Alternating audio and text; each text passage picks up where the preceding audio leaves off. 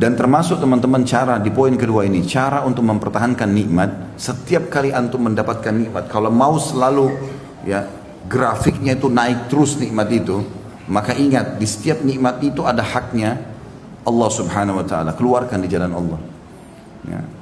Keluarkan jalan Allah, berapapun nilainya. Misal Allah Subhanahu wa taala berikan kepada kita handphone baru.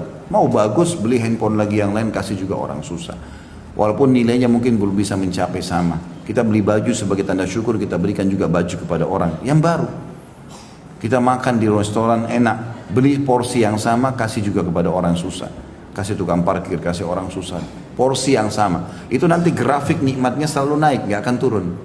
Yang jadi masalah sering grafik nikmat kita turun, drop, bangkrut usaha, ya apalah macam-macam cobaan datang karena setiap ada nikmat kita nggak pernah memberikan jatah di jalan Allah dari nikmat itu.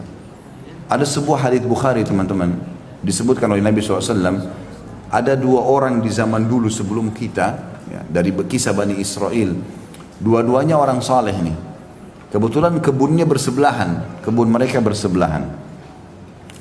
Maka Nabi SAW mengatakan, yang punya kebun, yang pertama, itu melihat lagi musim kemarau nih, peceklik, panas. Orang-orang petani tahu dan pekebun tahu kalau butuh air banyak. Maka lewat di atas kebunnya dia awan, dan dari awan itu keluar suara, kata Nabi SAW. Ini hadis Bukhari. Suara itu terdengar oleh pemilik kebun yang pertama. Dia mengatakan, atau suara itu mengatakan, awan ini bawalah ke kebunnya si fulan, tetangganya dia, dan turunkan air buat kebunnya. Lalu awan itu jalan, dilihat sama dia, jalan terus turun hujan di sebelah. Dia punya kebun di sebelahnya, gak kena hujan. Maka dia pun pergi ke sebelah, diikutin sama dia. Dilihat hujan lebat di tetangganya. Dia tanya, apa yang kau lakukan dengan kebunmu? Sampai tadi saya dengar suara dari awan ini, hujan disuruh turunkan di kebunmu, yang lain tidak kena hujan, cuma dia saja.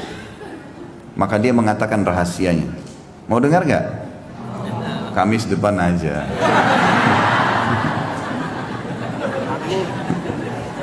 Saya mau sampaikan sekarang tapi diamalkan. Janji. Allah jadi saksi. Karena ilmu kalau cuma didengar percuma kalau tidak diamalkan. Maka dia mengatakan, hasil kebunku aku bagi 3. Bukan modalnya ya, hasilnya saja.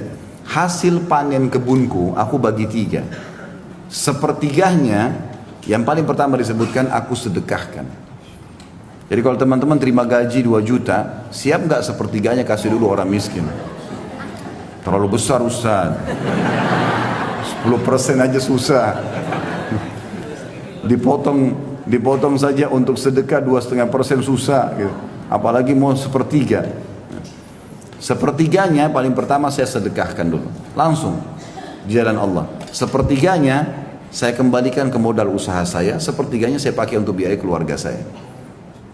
Karena dia bagi 3 begitu, dia tahu semua nikmat ada hak Allah situ, berapapun yang dia bisa keluarkan, maka Allah SWT berikan hujan di waktu musim peceklik. Dan ini grafiknya teman-teman, ini rahasianya grafiknya naik. Yang saya heran ini, kita udah tahu teori syar'i, sedekah itu resep kekayaan. Kenapa masih belum diamalkan?